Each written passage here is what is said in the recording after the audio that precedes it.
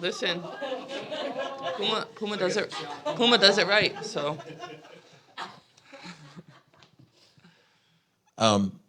Stu, you haven't been in this spot before of trying to cover and process losing in the finals. yep. So I'm curious how you deal with that. Besides the obvious, I mean, obviously you said before you have other things that Yeah. help you with Ruby and obviously Marta that get you over things. But from the on the court standpoint, how do you process it, and when do you think, okay, now I'm really pissed and let's start getting ready for next year? Yeah. I mean, it is like I've been thinking about it in a lot of different ways, and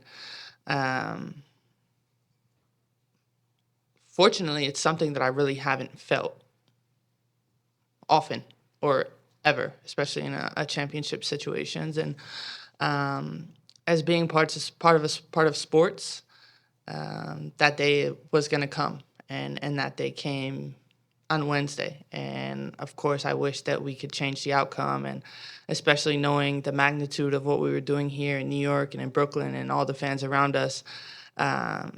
It is really disappointing. And I think that, I think there's just going to be a greater outcome from this, so that I have obviously having success, knowing what it feels like to win championships, but also knowing what it feels like to lose one, and making sure that I don't feel that again. And I think that's really my mindset and mentality going forward. And then, just still talking about the perspective aspect of it, of like just being grateful to be here, grateful to have my family around me, and can continue to just build and grow. Two off-season forward-looking questions. One, Jonathan this morning said that you will 100% be cored. Just wondering your reaction to that. I mean, it's my first time being court, so not surprising. I think that I'm excited for what we're doing here in New York and with the Liberty, and I know it's hard to talk about, especially being October, and we're not going to start a season again until April, but the way we finish things, obviously it's overshadowed by the disappointment and the loss, but as a whole, it's been an extremely successful season. And, from you guys to everybody involved in the Liberty, to the fans, to the outside general public, it's been amazing to be a part of, and I'm looking forward to, doing it for many years to come. And then there was a report online that said that you'll be going to China to join Han. I was in the playoffs in the I guess the late winter. I was wondering if you could comment on that or confirm the veracity. Definitely have not committed to anything. I know China is like an option and definitely up in the air. I think my main focus right now is, obviously I've been offline for a little bit, and I plan to just be home and like be a normal person. We're most likely going to have a baby early next week.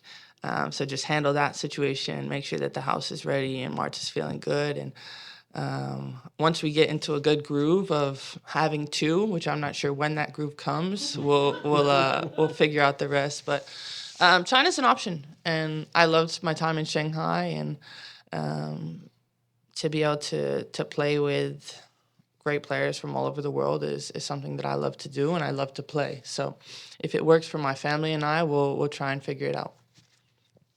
Hey, Stewie, it's not as hard as people think with Stu, don't worry.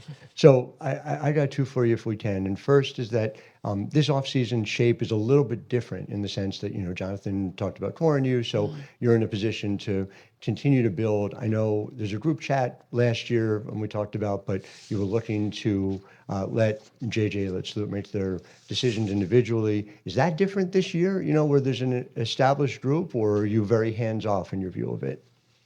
Well, I think it's a little bit different when it's like I know my team, I know I'm going to be here. And then just making sure that all of my teammates feel the same way that I do, that I love and appreciate being around them, that I love and appreciate sharing the court with them. And like we all felt, we felt like we were doing something special. And yeah, we didn't complete our ultimate goal, but we can taste it, you can feel it. And now it's like getting back to that point and actually making it happen. Right. And then just for you personally, when you look back on the playoffs, you've set a very high standard for yourself throughout your time. Yeah. And I think you would acknowledge it's not what that standard was during the playoffs. Have you reflected on why that is? Do you have a sense of why that is and ways to change that going forward? Yeah, I mean, I don't think that this was, obviously, I don't think I played my best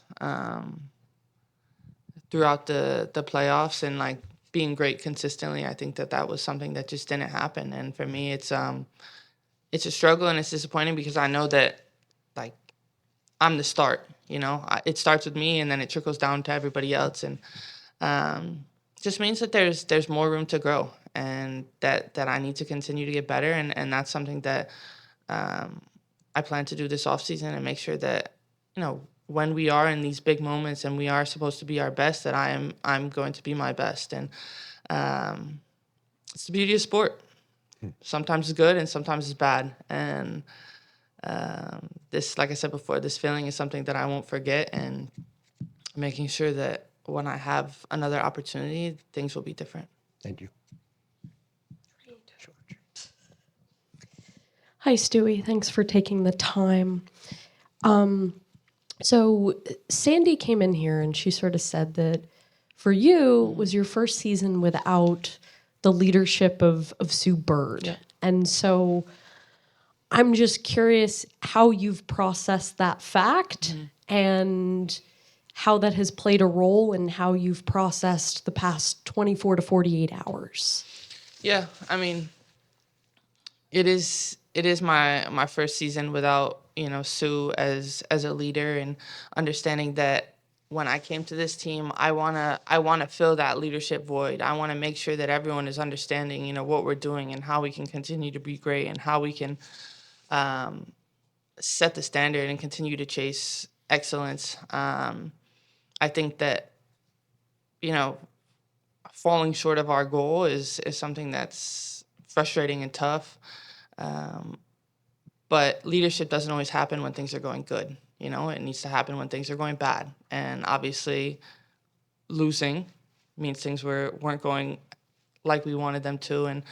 And just making sure to continue to lift my teammates up. Obviously, we're all upset. We all don't like the position that we're in right now. But making sure that each and every one of them, carry their heads high and keep their chin up, because there is more basketball to come and there is other things happening in everyone else's life. And understanding that we wouldn't want to do this with any other group, you know what I mean? And have that going forward and know that, we knew that we were going to go to war together, and win or lose, we were going to do it together. And this time we lost, and hopefully next time we'll be back and we'll win.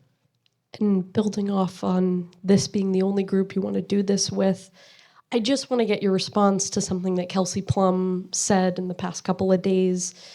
She said, "We all know that as much as they are a team, they're not a team, if that makes sense. They're really good individual players, but they don't care about each other. And you can tell that in those moments. They revert back to individual basketball." Just want your thoughts on that based on the culture that you guys have built this year. Yeah, I mean, I think my thoughts are that congratulations to Vegas. They've been phenomenal from the start of the season to the end. And win or lose, we're going to just continue to carry ourselves with grace and keep that going forward. Hey, Stewie. Good morning. Morning. You talked about this postseason not being one of your best. So what are some things that you feel like you can personally work on in the offseason to improve, to come back stronger next season? I think just continue to, understand the way that teams are going to play me. I think the thing is like when things are really tough, what are we going to do as a whole to like get something done? And yeah, that starts individually, but just the mindset as well, and making sure that we continue to to build off of that and build our identity from the start when we get back together in April. And I don't know, my stamina, I guess. Getting ready for another, I think, 40-game season next year with the Olympics. So it should be interesting. But I think when I think about what I want to be better at, I just want to be consistently better at everything. And I think that's really my goal. It's like anytime that I have a season, I want to be able to, I think the standard is for a player to be 50, 40, 90, and haven't been at that. And that's something that I want to reach. And one quick follow-up. I mean, you mentioned next year being an Olympic year, but also the prioritization rules are Yep. kind of shifting, and you've been super vocal about that in the last year or so. That's something that's going to probably impact this team in terms of the roster and the continuity moving forward. So just any thoughts and takeaways? Yeah, I mean, I think my stance is always the same with prioritization, that it's, there's no gray area. It's black or white, and that makes it really tough for players, especially the ones that are like in an in-between place where, you're not sure if you're going to be on the WNBA roster, so you want to go overseas and play, and then if you're in a country like France, you'll miss the WNBA season. So I don't know if anything will happen this coming year as far as like making it so players can continue to do both, but we will have an opportunity to obviously see if we want to opt out of the CBA come almost 12 months from now. And I know that that's a big point in it all is, we want to make sure that we have the choice over our careers, and we understand that we don't want to miss games either in the WNBA. But also, you're asking players to leave during their playoffs when you also made a commitment to a team overseas for 6 to 8 months. Stewie, you've been asked and you've talked already to us about balancing leadership, coming to a new team, doing it without people that you've done it with before, having a winning record for almost, your entire basketball career. But I'm curious to get you to reflect on how this actually felt. What did this season feel like for you from a mental perspective, from an emotional perspective, and even physically as well? Well, I think there's many emotions from this season. I think that, in the beginning, it was like we had such high expectations, and it wasn't perfect. It was pretty bumpy and rocky, and everyone was like, "Uh-oh, like what's gonna happen?" And we continued to kind of stay together and to fight through it. And what an unbelievable regular season we've had. To go 32-8 is pretty incredible, I think. And when I look at what this team has done, it is pretty incredible, just from, putting this group together with not much time, with not much experience playing together and not much time on the court.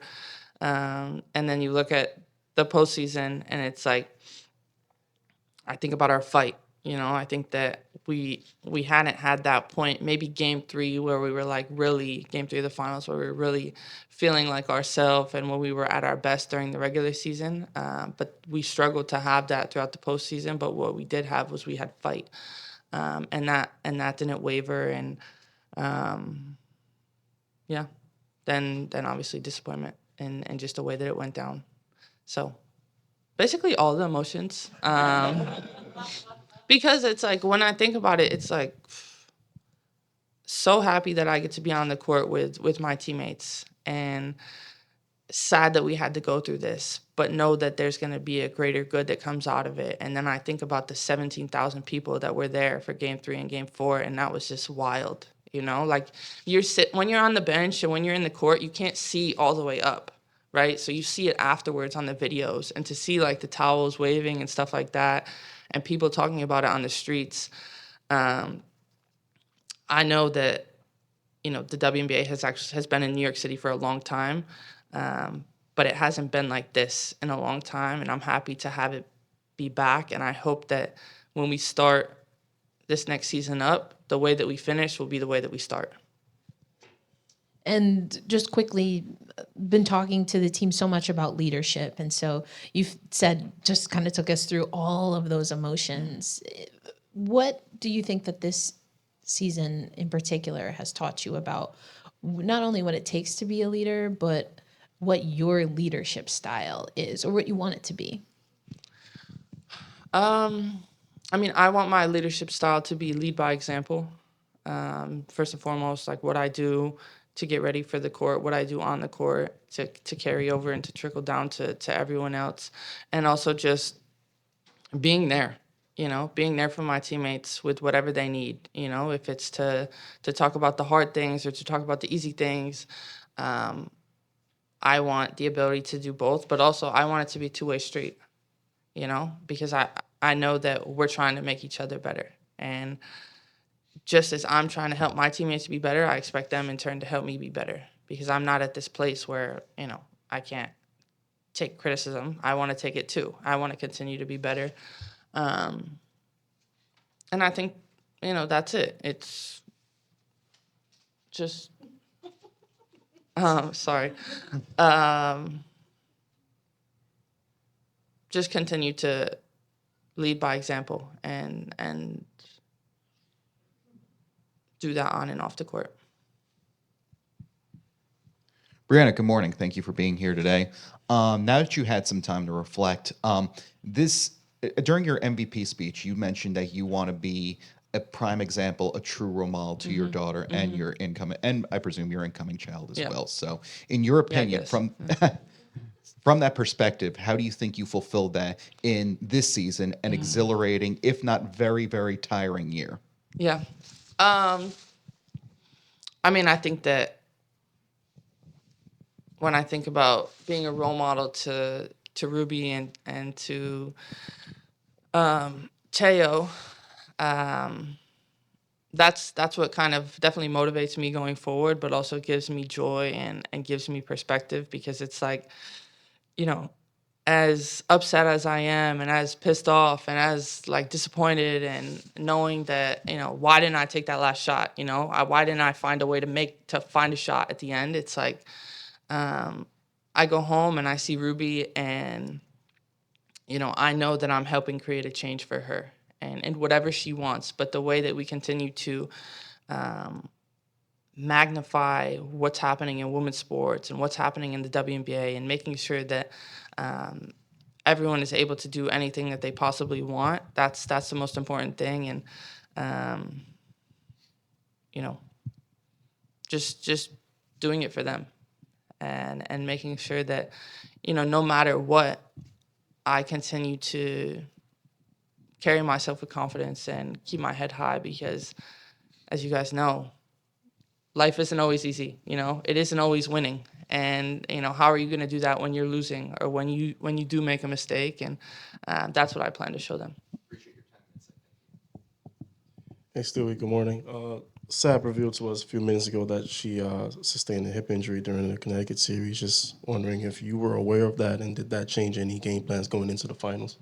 Yeah, I mean, I think obviously understanding what was happening with all of my team throughout this season and the playoffs, and knowing that her hip was bothering her. But like I said, after 40 games and making a run throughout the playoffs, nobody's feeling great. Nobody's feeling perfect, and everybody just has the will and the want to be there and fight through everything, because it came to a point where it's like, it doesn't matter. Obviously, player safety is very important, but Sab wants to be on the court, and she made it so she was, and that's how it is in sports. You're not going to miss these moments. Hey, Breanna. Looking back to February, which feels like a very long time ago now, to that press conference with you and Courtney and obviously the ownership group, you talked a lot about the abstract, about what could be from this team, both on the court and kind of off the court in the community. So what are the takeaways, the big takeaways that you're going to bring from this, from the high moments, the highest peaks? I think the big takeaways that I'm going to take away from the highs of this season is people have been waiting for this to happen and waiting to feel like this. And, now it's like, how do we build from it? How do we be better? How do we continue to make sure that throughout the offseason, people are still talking about the Liberty and the WNBA, and that's happening in New York City, in the biggest sports media market in the world. And it's exciting, Obviously, I'll be in and out this off season, but for the most part, I'll be around, and I want to make sure that, like I said, I want to be my best on the court, but I also want to be my best off and make sure that from a WNBA and a Liberty and a leadership standpoint that we're in this community as well. So community has been to our games, and now we'll be there to help them whenever they need. Hi, Breanna. From a bigger picture, league-wide perspective, what would you draw as a positive that you saw from this season? And then conversely, where is your focus in terms of how the league could potentially do better by its players? Yeah.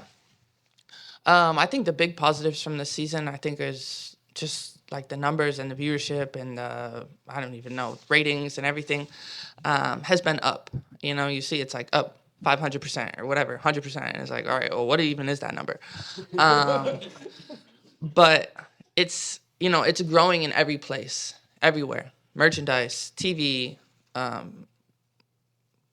in-season tickets, playoff tickets.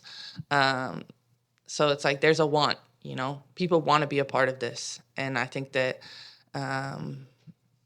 as the WNBA, as specific teams like the Liberty and everybody else of this league, as players, we've continued to showcase our best and be our best and make sure that, whether it's a new fan or one that's been here for a long time, we continue to embrace and appreciate them.